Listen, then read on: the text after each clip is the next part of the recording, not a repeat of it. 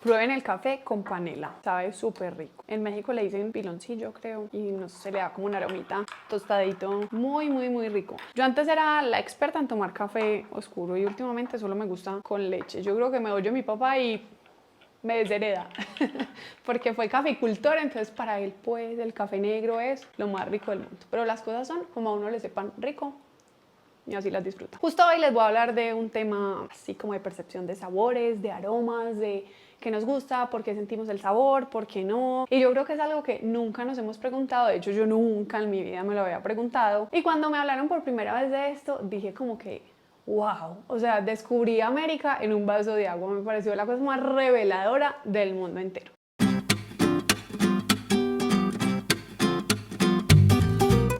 Uno nunca en esta vida se ha preguntado qué es el sabor. Y a uno le preguntan, uno dice, pues a lo que me saben las cosas. Pero realmente cuando uno entra como que a profundidad en qué significa el sabor, uno como que no lo sabe definir. Como que uno dice, yo sé qué es, pero no lo sé poner en palabras. Finalmente yo me di cuenta, después de muchos cursos de haber pasado con Jesús de Escalera, porque a mí este tema me cautivó completamente como él lo explica, es que el sabor es información que le llega a uno al cerebro sobre cómo entender un alimento, a qué me sabe, qué notas me da, como que me transmite eso. Es pura información que llega al cerebro y que a partir de varios sentidos nosotros podemos percibir sabores de distintos alimentos. No solamente el sabor es percibido por el sentido del gusto, sino por otros sentidos. Solamente hagan una pausa y pregúntense qué otros sentidos pueden ayudar a percibir ese sistema de sabor. Como les decía, no solamente es el sentido del gusto. Para ello les voy a poner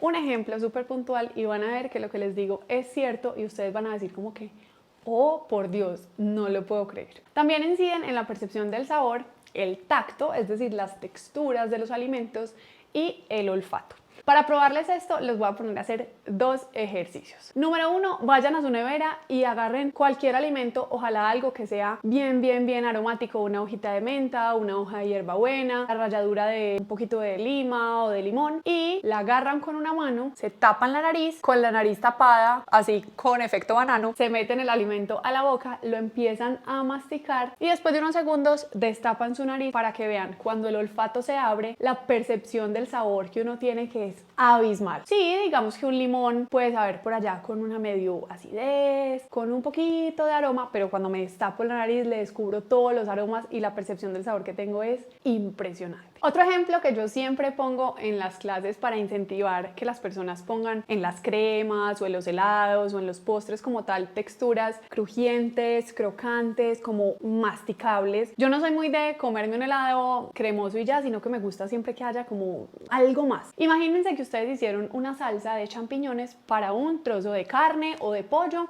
o para un portobelo en caso de que sean vegetarianos. Si ustedes esa misma salsa con la misma cantidad de champiñones la licúan por completo, la percepción del sabor de esa salsa, ustedes van a agarrar el pedazo de carne, pollo o portobelo, se lo llevan a la boca, tragan esa salsa y luego lo que siguen masticando es solo el pollo o la carne o el portobelo, pero no la salsa como tal. Repito, con la misma cantidad de champiñones, si ustedes no lo licúan todo en la salsa, sino que le dejan un pedacito de champiñones de esa misma cantidad, troceaditos, al tenerlo que masticar van a tener una percepción del sabor muchísimo más alta que si la salsa está toda en estado líquido.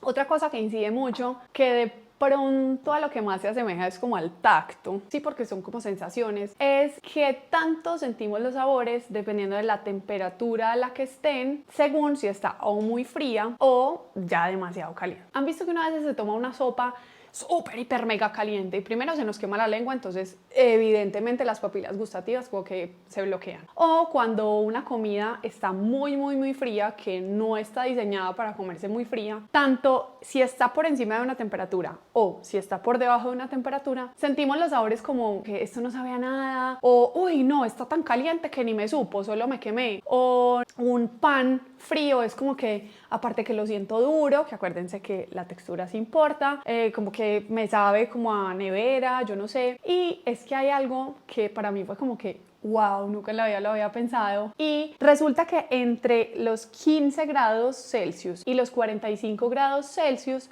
son como en ese rango de temperatura en la que los alimentos tienden a tener un sabor muchísimo más pronunciado en nuestros paladares. Si está mucho más caliente o si está mucho más frío, la percepción del sabor va a ser un poquito más nula, por decirlo así, que cuando está en ese rango de temperaturas óptimo.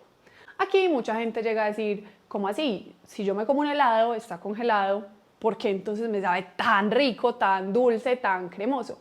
Y ahí es donde entra una cosa que se llama la formulación. Un helado está diseñado y formulado para que aún a temperaturas muy bajas todavía esté cremoso.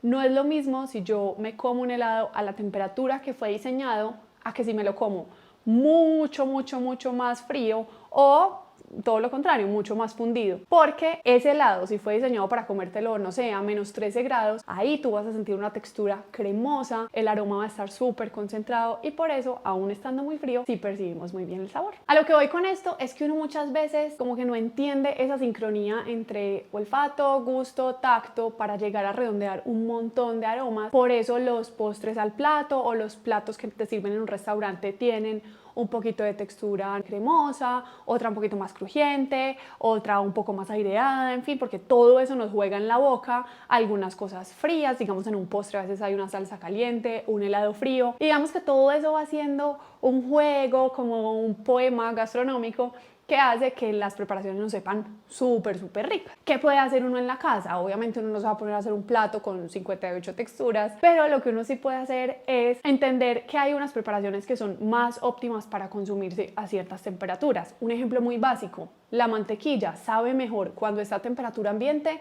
que cuando está fría de la nevera. Lo mismo va a ser, digamos, un pastel que la miga está hecha a base de mantequilla. Si la mantequilla me sabe mejor a temperatura ambiente, pues un pastel también me va a saber mejor a temperatura ambiente, porque si no me estaría llevando un bizcocho a la boca donde la grasa va a estar súper fría y no le voy a sentir bien esa textura, esa untuosidad, y solo por estar frío voy a decir, oye, ese pastel está seco, está duro, está horrible, y no es porque el pastel en verdad esté así, sino porque te lo comiste a la temperatura a la que no fue diseñada. Otra cosa, digamos una sopa, a menos que sea un gazpacho, que es una sopa fría, pero hay sopas que saben muchísimo más y que están diseñadas para comérselas calientes. Por eso cuando uno se la come fría, uno es como que, uy, no, esto sabe como a comida de enfermo, como que no está tan chévere. Entonces como que seamos muy románticos con conservar las temperaturas que son, con jugar con las texturas que le ponemos a los alimentos. Por eso un aguacate en un trozo súper grande no sabe tan rico como cuando hago un guacamole y le pongo una pimientica así recién molida, o cuando le pongo no solo el zumo del limón que es solo ácido, sino que le pongo ralladura de limón que me va a dar aromas cítricos, a veces herbales, a veces florales. Entonces juguemos con todo eso, no solo en las comidas que tenemos en el día a día, sino en las preparaciones que vendemos, y así se los juro que los clientes van a decir, este postre o esta preparación tiene un no sé qué en un no sé dónde que hace que yo la prefiera por encima de cualquier otra.